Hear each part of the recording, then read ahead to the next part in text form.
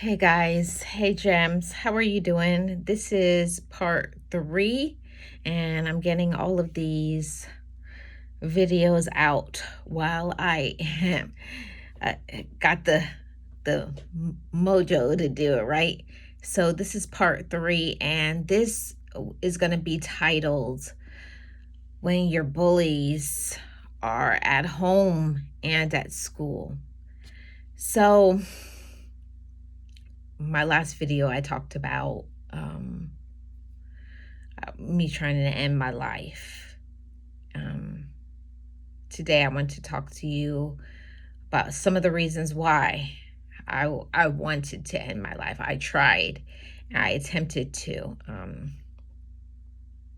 I don't know if there's anybody who's watching this, like how I was in the space that I was at, very low space.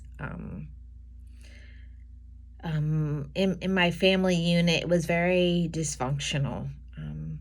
We didn't talk about things. It was children were seen and not heard, right? And there was no self-validation. There was not hugs. There was not any of those things. And I am the person. I'm a person. I have to have affection. I am a person. I have to have not constantly, but the reminder that I'm loved and things like that. I need to be seen, heard, and validated. That's my love language.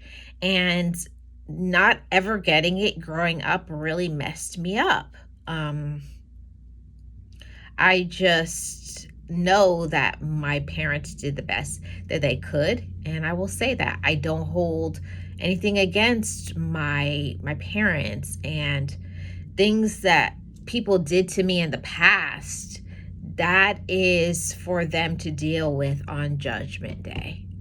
I am not a judge, but my thing is, in my youthful mind, I didn't understand why the people around me couldn't give me validation. I didn't understand why they couldn't give me love, why they couldn't encourage me and support me the way that I needed to be supported.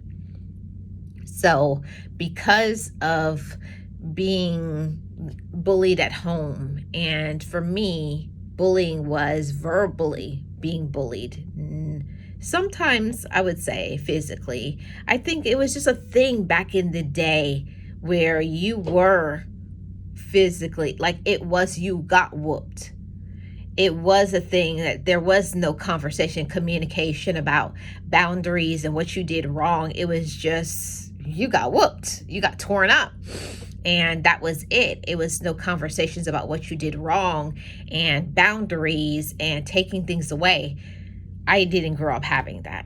No, and I'm happy for the people who did, but I didn't have that. And that verbal and that physical abuse, that bullying, it messed me up. If you got the things like I got, like saying you are stupid and you never do anything right, and why don't you do anything like your brother? Why don't you do it like your sister? If you feel in your own home, not my home, but when you were growing up, right? If you feel like you weren't seen and heard and loved and supported at home, and then you go to school and the kids were relentless. They talked about my teeth because I had buck teeth. My teeth was like that, sticking out my mouth. I laugh now, but that's what it was. I had an overbite. I had buck teeth. I had the gap in my teeth, so I still got a gap in my teeth. They made fun of me the way I talked. Just, oh, you talk like you're white. You think you're better than us. And I wasn't accepted by kids at school. They made fun of me. And, oh, you're a kiss up to the teacher. Your teacher's pet. And the kids used to push me. And I never told my siblings or my parents or anybody. So Yeah, that was probably something in hindsight I should have told my brothers and my sisters. But when you don't have closeness at home, and for me, it was not feeling that I had trust because everybody was in their own world. You know, my brothers and sisters, they were older. I'm the youngest of 10, if you guys don't know. They had their own stuff going on, you know, my older brothers and sisters. I didn't want to burden them with my problems. So what did I do? I felt sorry for myself and I would cry and I would journal. Um, I wasn't tapped into faith yet, but I did know that God existed. And I used to just be sad and I would sit in my closet and I would cry and feel sorry for myself. And just like, well, when you spend so many years of your life feeling hopeless and unloved and unsupported, it takes a toll on your mind. If you don't feel loved at home, you don't feel loved at school or supported and seen, it takes a toll on your mental health. And I got to this space where I said, if nobody loves me, why should I be here? I don't have any reason to be here. You know, nobody would care. Like, they don't want me here anyways. Nobody likes me, much less loves me. So I'll just make it easier for them. I'll make them happier. And that was one of the reasons why I got to the space of the previous video. But by the grace of God, by his Holy Spirit, by his loving kindness, I got through that. God helped me get through that. His Holy Spirit is real. And I wanted to say that bullying is a real thing. I spent so many years of my life feeling worthless, feeling hopeless. And I'm having these conversations as a form of therapy and healing for myself, but also sharing with my GEMS family that I'm at a great space in my life right now. And I never thought I would get to the space of feeling pretty, feeling loved, feeling enough, feeling worthy, being confident, asserting myself, showing up for myself. I just didn't know and understand those things. So this conversation is if you are a mother or a father, auntie, uncle, or bullying is not just from relatives and school. There's bullying in the workplace. There's bullying on social media. So it does not end. Bullying is not okay. And some people will take it and they can just blow it off. And I know, like, other people say, you should just get over it. Well, I couldn't just get over it.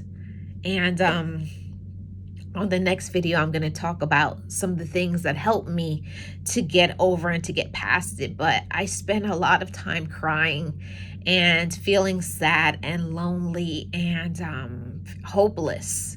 And it's an awful feeling. I wish that I had platforms like this when I was younger, where I could get support, where I knew that I could talk to somebody. And you guys know that back in the day, they used to be like, therapy. Like, that was like a cuss word, therapy. We don't need therapy. We don't go to therapy. We don't talk about our business. You keep your business to yourself, and you don't talk about family business, and you keep your mouth shut. So hence the reason why my mental health was not in a good space, and why I did what I did in the previous video. But I did want to say to somebody, if you're being bullied on social media, at the workplace, in your family, with alleged friends, you have to do some work on yourself. We can't make other people love us. We can't make other people support us. And it's not just as easy as saying, get over it. You don't just get over it. especially if that person does not have the self-esteem. So if you have children, if you have relatives that maybe deal with mental health issues, maybe mental illness, feelings of worthlessness and sadness and things like that, don't take it lightly. Don't just dismiss it. There's so many people who are ending themselves, and the family and friends and loved ones are in an immense amount of pain because nobody would talk about it. Nobody would support them. And I wish that at that time I had the courage to open up my mouth and say, I need help. I'm drowning. I'm hurt. This hurts me. But I didn't know how to communicate that. I didn't know how to talk about how I was feeling.